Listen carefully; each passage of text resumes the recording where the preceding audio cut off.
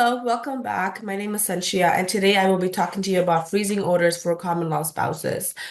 So you may ask, what is a freezing order and when is it applicable to you? And how does a common law partner ask the court for a freezing order? So to start off, freezing order is to ensure your ex-partner does not dispose your assets when you're in the middle of a separation. And the way that you ask a court is basically you look at Family Law Act Section 40. It is applicable to common law partners if there is a claim for support. So Section 40 reads that the court may, on application, make an interim or final order restraining the depletion of a spouse's property that would impair or defeat a claim under this part. So when it says this part, it basically meaning that the part of the Family Law Act, which is support obligation. So a preservation order, non-depletion order could be granted under those circumstances. And this is basically when there's concerns related to a party failing to pay spousal support or child support, but continues to potentially deplete assets.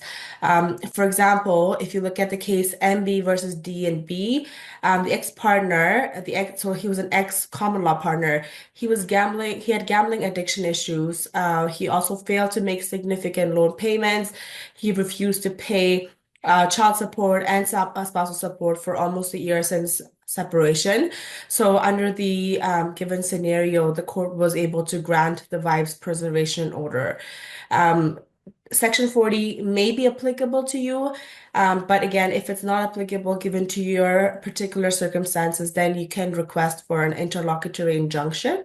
And you can ask for this by looking at rules of civil procedure, Section 40. So that would be the rule that is applicable for the interlocutory injunction. So under this rule, basically the court may grant on a motion without notice for a period not exceeding 10 days. So this is a typical rule, even under the Family Law Act. The judge needs to review the order 10 days later, and if it is appropriate, it will be extended given the if there's an exceptional circumstances or if you know the other party is evading service, and if there's grounds for the judge to believe that the order needs to be continued, then he will do so.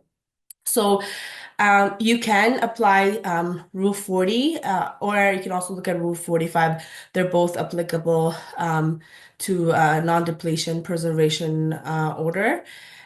So basically, these rules apply to specifically non-married partners. So you're either like basically in a common law relationship or individuals that were not in a romantic relationship but had business connection and required a preservation order just to safeguard their property.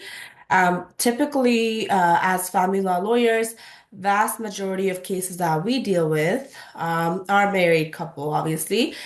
So under the circumstances that people are married, we usually apply Section 12 of the Family Law Act. So this is just to give you a distinction between what law and what rules are applied when you're married and when you're in a common law relationship.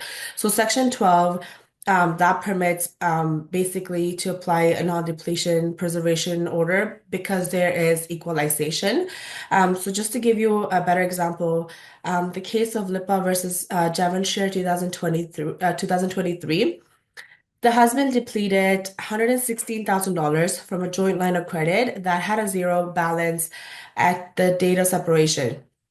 He also basically listed his condo, which was an investment property, which was also solely under his name, and had an equity of $400,000. So obviously the wife was rightfully concerned that the husband was to deplete money and there wouldn't be any funds to pay out equalization. So, given that the court was able to apply Section 12 of the Family Law Act and put in a non-depletion preservation order to safeguard the assets.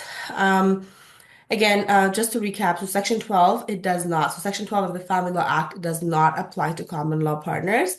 It's only applicable, like I said, to married couple.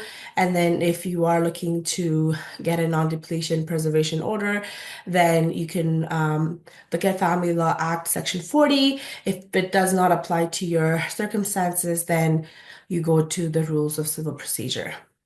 Okay, hopefully that helped. If you have any other questions, let us know. Thank you.